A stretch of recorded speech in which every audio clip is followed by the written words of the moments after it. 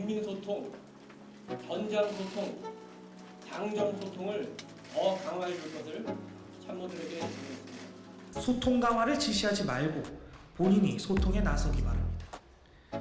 쓴소리하는 언론과도 만나고 야당과도 대화해야 합니다. 부디 밥은 혼자의 힘으로 떠먹길 바랍니다. 국민통합!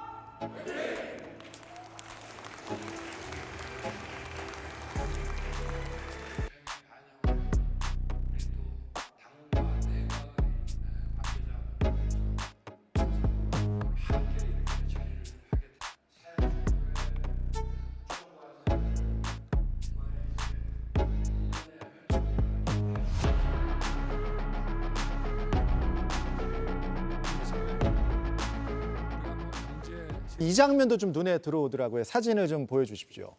그 대통령실에서 이제 수석 비서관 회의가 있잖아요. 네. 근데 보통 실내에서 하는데 이제 야외에서 처음으로 용산 이제 분수정원에서 열렸습니다. 나무 아래 테이블도 두고 뭐 윤 대통령이 참석을 했고요. 자, 이런 모습을 보면 먼저 뭐 이승환 위원장께 드릴게요. 이것도 이제 어떤 소통의 일환으로 좀 볼 수 있는 건가요? 어떻게 볼 수 있을까요?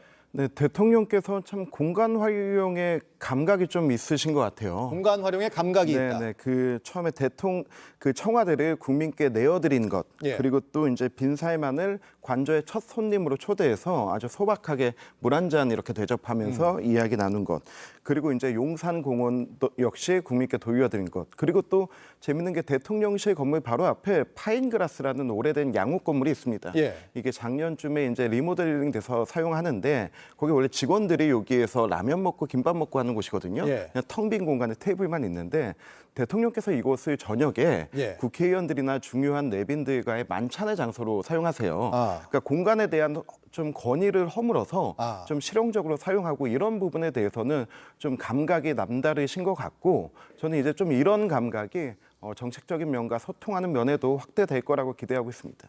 공간에 대한 감각이 소통으로 이어질 수 있다. 이렇게 이제 분석하셨는데.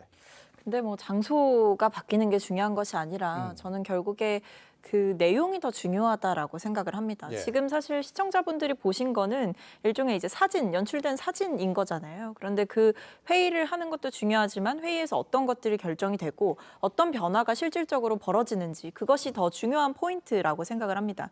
그래서 저는 대통령께 감히 이런 건의를 드리고 싶습니다. 예. 일단 대통령께서 취임하시고 나서 기자간담회를 한 번도 안 하셨어요. 보통 뭐 취임 1주년 기자간담회를 한다든지 뭐 여러 가지 이제 계기를 만들어서 굉장히 따가운 또는 이제 정부의 비판적인 여러 질문들도 듣고 거기에 허심탄회하게 대답하는 대통령의 모습을 보여줌으로써 국민들이 대통령의 생각을 읽을 수가 있는 것인데 몇 달 정도 도어 스태핑을 하긴 했지만 그마저도 중단된 상황이라 사실 대통령의 솔직한 생각을 국민들이 알기 어려운 상황입니다. 그래서 저는 도어 스태핑도 재개하시고 기자간담회도 한번 하셔서 최근에 있었던 모든 논란에 대해서 대통령의 솔직한 답변 들려달라 이렇게 말씀드리고 싶습니다. 도어 스태핑 기자회견 말씀을 하셔서 자연스럽게 도어 스태핑 얘기해 볼게요. 임기 초반에 출근길 문답을 했었잖아요. 그런데 이제 중단된 지가 이제 조금 있으면 1년이 이제 네. 됩니다. 이승환 위원장 보기에, 전 행정관 보기에 다시 도어 스태핑이 부활할 가능성 어느 정도 있을까요? 도어 스태핑이 작년 5월 9일에 이제 취임식 하시고 예. 5월 11일부터 시작하셨거든요. 예. 그래서 이제 작년 11월 21일까지 진행해서 총 61회를 진행했습니다. 예. 역대 한국 정치에서 볼 수 없었던 대통령과의 직접 소통이고 또 여러 가지 면에서 많은 의미를 남겼다고 생각을 합니다. 그런데 제가 생각하기에는 대통령께서는 도어 스태핑 하고 싶어 하세요.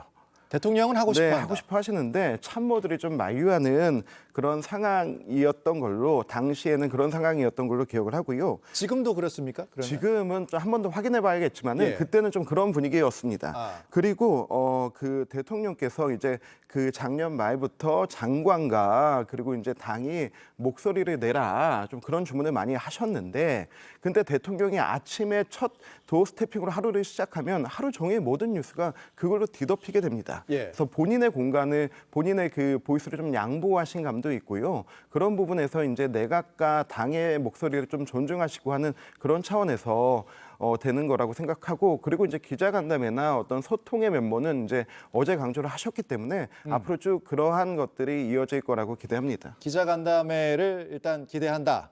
이렇게 말씀하셨는데 알겠습니다. 그런데 대통령실이 변화할 생각이 없다 이런 비판도 나오는 것도 사실이에요. 유승민 전 의원의 이야기를 듣고 오겠습니다. 조중동이 비판한다는 거는 대통령께서 정말 선거 결과에도 충격을 받으셨겠지만 어떻게 보면 윤석열 정권의 레임덕이 시작된 거다. 그동안 어지간하면 윤석열 대통령 하는 거 다 이렇게 쉴드 쳐주고 막아주고 하던 게 보수 언론 아니었습니까? 뭐 근데 지지하는 언론이죠. 지금 얼마나 비판을 합니까?